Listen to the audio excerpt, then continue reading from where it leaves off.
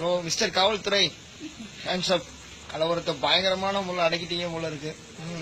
எரிச்ச auto பாதிரியே விட்டு வந்துட்டே போல இருக்கு. பாதி ஒழுங்கா எரியாம இருக்கு. போய் ஒழுங்கா எரிச்சிட்டு வாங்க. என்னன்னு போனேன் சரிதானே, அப்பப்ப ஒழுங்கா எரிங்க. சரி ஒன்னும் குப்பையெல்லாம் எரிக்கிறீங்களே, போகி பண்ணி நினைச்சிட்டோ போகி பண்ணி நினைச்சியோ போல இருக்கு. சரி அப்படியே வாங்க, எங்க ஏரியால கொஞ்சம் கருவு முறைலாம் வெட்டி வச்சிருக்கோம். ரொம்ப நாளா வந்து கொளுத்த முடியாம கொளுத்தி விட்டு போங்க. கலவரத்தை கிளடு கட்டியா பார்த்து அடிக்கிறீங்க, அவ்வளவு ஆசை.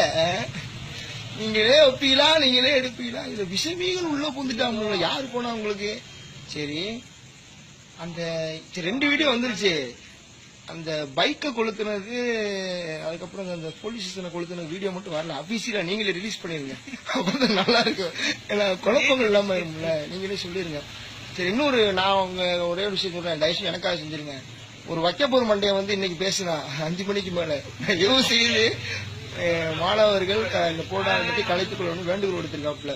25 வருஷமா திரும்ப வந்துட்டு அவரு கோமால இருந்தவரு. தயவு செஞ்சு அவர்கிட்ட போங்க.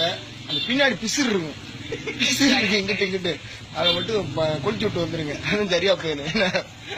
நீங்க உங்களோட உண்மையில சொல்ற காவல்துறை செம்மையா வேலை செஞ்சிருக்கீங்க.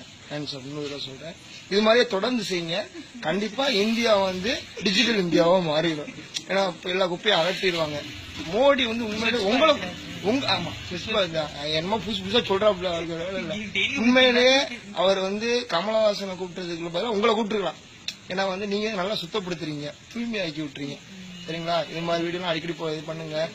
எனக்கு தயவு செஞ்சு அந்த போலீஸ் ஸ்டேஷன் ஃபயர் ஆச்சுல, அதுவும் அந்த பைக் எரிச்சிங்களா, அந்த அபிஷியல் வீடியோவை போட்டு விட்டுருங்க.